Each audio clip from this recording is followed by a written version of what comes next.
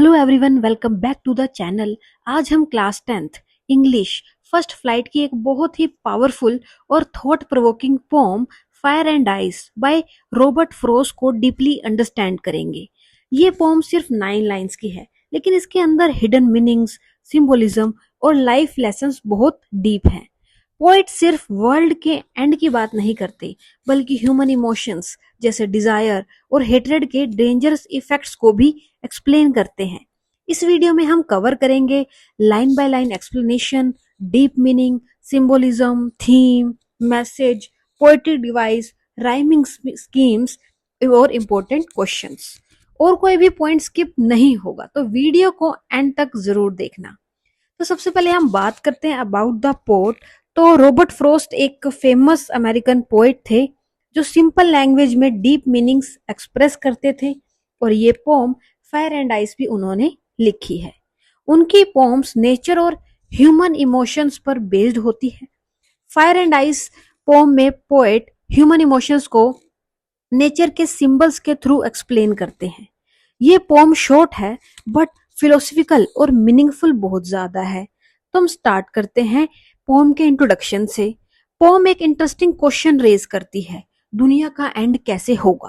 कुछ लोग कहते हैं फायर से डिस्ट्रक्शन होगा और कुछ कहते हैं आइस से वर्ल्ड डिस्ट्रॉय होगी, लेकिन पोएट डीपर लेवल पर फायर को ह्यूमन के डिजायर्स और आइस को हेट्रेड, नफरत का सिंबल बना देते हैं।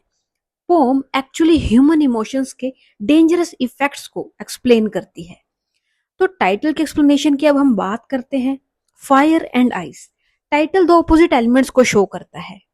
ये दोनों सिंबलाइज करते हैं, जैसे फायर करता है डिजायर, ग्रीड, लस्ट, एंगर, और आइस जो है वो करती है हेट्रेड, कोल्डनेस, क्रुएलिटी, जो इंसान अपने मन में भर के बैठा है दूसरे इंसान के लिए। तो पोएट के अकॉर्डिंग दोनों इमोशंस दुनिया को डिस्ट्रॉय कर सकते हैं। अब इस पोम में 2 स्टैंजा हैं जिसको हम लाइन बाय लाइन एक्सप्लेन करेंगे। अब तो सम से the world will and in fire. Poet कहता है कि कुछ लोग बिलीव करते हैं कि वर्ल्ड फायर से डिस्ट्रॉय होगी। यहाँ फायर का लिटरल मीनिंग है फ्लेम्स, हीट, एक्सप्लोजन।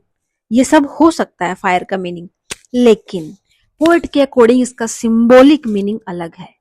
पोएट के अकॉर्डिंग फायर है uncontrolled desire, greed, lust, anger. Poet बताना चाहते हैं ह्यूमन डिजायर्स डेंजरस हो सकती हैं।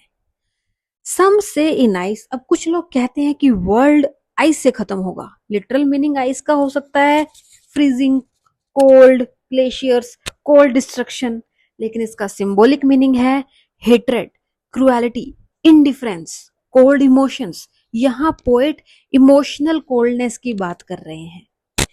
तो from what I have tested of desire, poet कहते हैं कि उन्होंने डिजायर को पर्सनल एक्सपीरियंस किया है। टेस्टेड वर्ड इंपॉर्टेंट है।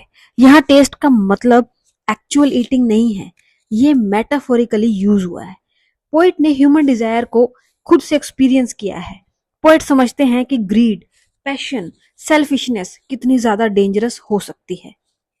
I hold with those who favour fire.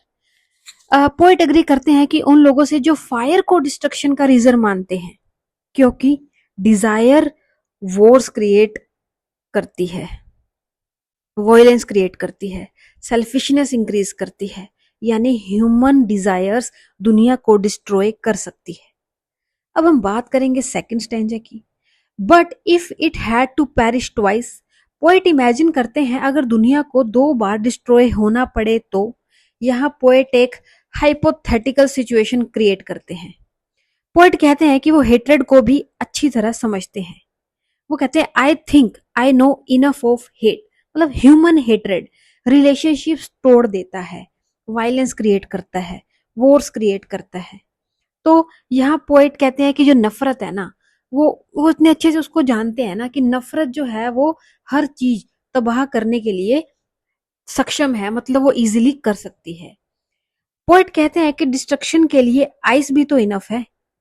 To say that for destruction ice. यहाँ आइस हेट्रेड और इमोशनल कोल्डनेस का सिंबल है। Is also great. यहाँ ग्रेट का मतलब गुड नहीं है, इसका मतलब है पावरफुल। हेट्रेड भी डिस्ट्रक्शन की पावरफुल फोर्स है। एंड वुड सफिस, सफिस का मतलब है इनफ होना। पोएट कंक्लूड करते हैं दुनिया को डिस्ट्रॉय करने के लिए हेट्रेड अलोन भी इनफ है। तो अगर इस चैप्टर की हम समरी की बात करें इन एंड, तो पोम में रॉबर्ट फ्रोस्ट दुनिया के डिस्ट्रक्शन के दो पॉसिबल रीजन बताते हैं। फायर आइस, जिसका डीपर मीनिंग है फायर का है डिजायर ग्रीड लस्ट, आइस का है हेट्रेड क्रुएलिटी।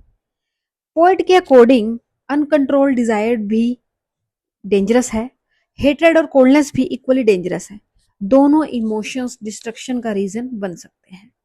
तो ये पोम साइंस के बारे में कम और ह्यूमन साइकोलॉजी के बारे में ज्यादा है। पोएट एक्चुअली वार्निंग देते हैं ह्यूमन इमोशंस अगर कंट्रोल ना किए जाएं तो सोसाइटी डिस्ट्रॉय हो सकती है। तो अगर इस पोम की हम थीम की बात करें तो जो फर्स्ट थीम है वो है destructive human emotions. Human desires और हेट्रेड डेंजरस होते हैं। पावर ऑफ हेट्रेड, हेट्रेड भी उतनी ही डिस्ट्रक्टिव है जितनी डिजायर। ह्यूमन वीकनेस, जो कि है थर्ड थीम, ह्यूमन अपनी इमोशंस कंट्रोल नहीं कर पाते। End of the world, poet philosophical way में वर्ल्ड डिस्ट्रक्शन डिस्कस करते हैं। तो इस चैप्टर की, इस पोम की सॉरी, अगर हम टोन की बात करें तो जो पोम है वो सीरियस है, फिलोसफिकल है, वार्निंग टाइप है। पोएट काम वे में डीप मैसेज देते हैं। तो पोएम के अगर मूड की बात करें तो काफी डार्क है, रिफ्लेक्टिव है। रीडर लाइफ और इमोशंस के बारे में सोचने लगता है। जो भी पढ़ने वाला है वो एक न एक बार तो अपने इमोशंस और अपनी जिंदगी के बारे में इसको पढ़ने के बाद जरूर सोचेगा। तो अब हम बात करें अगर इसकी राइमिंग स्कीम की, तो पोम की राइमिंग स्कीम है A B A B C B C B. तो फायर जो है यहाँ पे ए है, क्योंकि फायर जो एंड हो रहा है तो उसको ए कह रहे हैं, आइस को बी। फिर फायर और डिजायर एक जैसे हैं तो ए, फायर भी अगेन ए है। तो फर्स्ट स्टैंजा की जो राइमिंग स्कीम है वो है ए बी ए। तो ये राइमिंग स्कीम पोम को म्यूजिकल और इम्पैक्टफुल बनाती है। वेल अगर इसके हम पोएट्री डिवाइस की बात करें तो पोएट ने यूज किया है सिंबलिज्म, जैसे फायर को कहा है डिजायर और आइस को हेट्रेड। फिर मेटाफर किया है यूज, फायर और आइस डायरेक्टली इमोशन को रिप्रेजेंट कर रहे हैं यहाँ पर।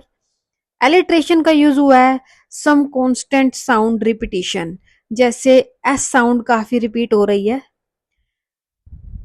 इमेजरी, पोएट रीडर के माइंड में बर्निंग फायर, फ्रीजिंग आइस की स्ट्रॉन्ग इमेजेस क्रिएट करते हैं। तो this is all about the pome. तो अगर हम इसका एनालिसिस करें तो इंटरेस्टिंग बात यह है कि फायर यूजुअली वार्मथ को सिंबलाइज करता है, लेकिन पोएट ने उसको डिस्ट्रक्टिव डिजायर शो किया है। आइस यूजुअली कामनेस को सिंबलाइज करती है, यहाँ पे आइस को डिस्ट्रक्टिव हेट्रेड बना दिया गया है। ये कॉन्ट्रास्ट पोम को काफी पावरफुल बनाता है। तो फायर एंड आइस एक short but extremely deep poem है। So guys, this was the complete detailed explanation of Fire and Ice by Robert Frost. अगर explanation helpful लगी हो तो वीडियो को लाइक, शेयर एंड सब्सक्राइब जरूर करना।